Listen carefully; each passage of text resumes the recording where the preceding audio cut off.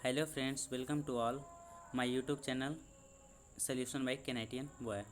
तो फ्रेंड्स, आज हम कॉन्सेप्ट ऑफ मॉडर्न फिजिक्स के बाय ऑथर बेसियस का क्वेश्चन नंबर 8 लगाने वाले हैं, जो कि डी ब्रोगली वेवलेंथ का एक्सरसाइज है। तो क्वेश्चन नंबर 8 हम देखने वाले हैं। तो दोस्तों, बेसिकली क्वेश्चन ये बोल रहा है कि find the kinetic energy of an electron whose de Broglie wavelength is the same as that of a 100 kilo electron volt X ray. मतलब किसमें बोल रहा है कि जो एक्सरे की यहाँ पे एनर्जी है 100 किलो इलेक्ट्रॉन वोल्ट, इसकी जितनी वेवलेंथ होगी उतनी ही वेवलेंथ इलेक्ट्रॉन की होगी, और इलेक्ट्रॉन की होगी, ये तो कंडीशन दिया है। फिर हमें इलेक्ट्रॉन की काइनेटिक एनर्जी निकालनी है, ठीक है। तो हमारा बस ये टास्क है कि पहले हम वेवलेंथ निकालेंगे, उसके बाद काइनेटिक एनर्जी निकालेंगे, ठीक है। तो चलिए, हमको कैसे इसको करना है वो आगे हम देखते हैं। तो हमारा गिवन है कि एनर्जी ऑफ एक्सरे, ठीक है। एक्सरे की एनर्जी दी हुई है 100 किलो इलेक्ट्रॉन वोल्ट। तो हम सबसे पहले इसको इलेक्ट्रॉन वोल्ट में कन्वर्ट कर लेते हैं। 100 इंटू 10⁻³ इलेक्ट्रॉन वोल्ट, ठीक है। तो अब यहाँ पे एक्सरे चूँकि ये फोटोन है, ठीक है। तो फोटोन के लिए हम एक पिछले क्लास में आप लोग पढ़े होंगे कि E=hc/λ, ये एक एनर्जी का फॉर्मूला होता है। यहाँ से हम जो एक्स रे फोटोन की जो वेवलेंथ है उसको हम फाइंड आउट कर सकते हैं। तो हम यही फार्मूला का प्रयोग करके हम लैम्डा फाइंड आउट करते हैं। तो λ=hc/E हो जाएगा।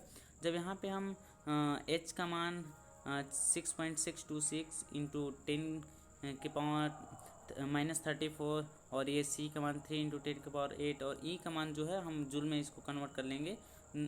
तो जब हम इस सब का मान रखते हैं तो हमारा जो लैम्डा बेसिकली आता है वो आता है 1.24 इंटू 10⁻11 मीटर, ठीक है। यही जो वेवलेंथ है ये एक्सरे की आया है, वही वेवलेंथ ये हमारा इलेक्ट्रॉन की है, ठीक है। तो इलेक्ट्रॉन की वेवलेंथ आ गया, ठीक है। अब हमको काइनेटिक एनर्जी निकालनी है।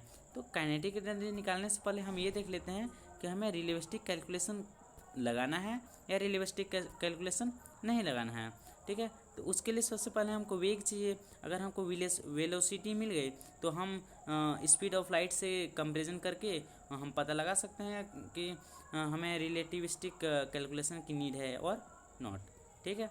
तो यहाँ पे λ=h/m भी हो जाएगा, यहाँ से v=h/m लैम्डा हो जाएगा। जब यहाँ पे h/m/n लैम्डा का मान हम जब पुट करते हैं, जब वैल्यू पुट करते हैं, तो हमारा जो वेलोसिटी आता है वो आता है 5 इंटू 10⁻7, जो कि स्पीड ऑफ लाइट से कम है। कम मतलब कि बहुत ज़्यादा कम है, ठीक है। तो यहाँ पे हमें रिलेटिविस्टिक कैलकुलेशन की नीड नहीं है। आगे भी हम ये भी देख लेंगे कि नीड नहीं है।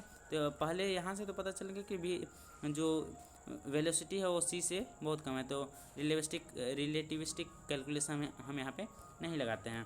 तो अगर आपको लैम्डा दिया हुआ है, हाँ, अगर आपको काइनेटिक एनर्जी निकालना है तो एक फार्मूला आपने पढ़ा होगा कि λ=h/√2m काइनेटिक एनर्जी, 2m के। तो यहाँ से अगर हम के का देखें तो k=h² इंटू 2m आएगा।